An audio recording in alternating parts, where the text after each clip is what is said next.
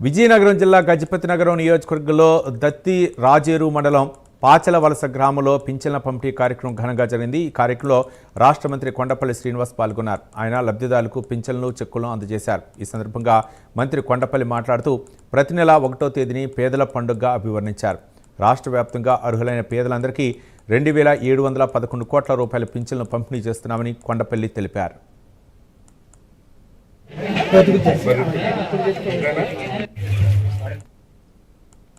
పాచల వలస గ్రామం దత్తరాజర్ మండలం గజపతినగరం నియోజకవర్గంలో ప్రతి నెల 1వ తారీఖు పేదల దినోత్సవాన్ని పెన్షన్ డిస్ట్రిబ్యూట్ చేయడానికి ఈరోజు ఈ గ్రామం రావడం జరిగింది.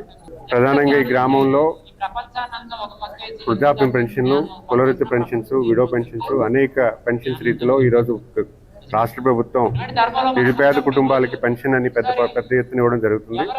ముఖ్యంగా రాష్ట్రంలో ఈరోజు 2,711 కోట్ల రూపాయలని పెన్షన్ నిమిత్తమై ప్రతి గ్రామంలో ఉన్నటువంటి అన్ని అర్హులైన ప్రతి ఒక్కరికి కూడా ఈరోజు పెన్షన్ ఇవ్వడం జరుగుతుంది.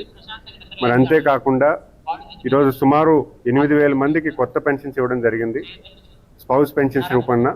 మరి అలాగే ఉన్నటువంటి వృద్ధాప్యం ఉన్నటువంటి పెన్షన్స్ ప్రతి ఒక్కరూ కూడా చాలా ఆనందం వ్యక్తం చేస్తున్నారు. ఎందుకంటే ఈరోజు మనం చూసుకుంటే గౌరవ ముఖ్యమంత్రి గారు 200 రూపాయల నుంచి 1,000 రూపాయలు చేయడంలో కానీ, 1,000 రూపాయల నుంచి 2,000 రూపాయలు పెన్షన్ చేయడంలో కానీ, అలాగే 3,000 నుంచి ఒకేసారి 4,000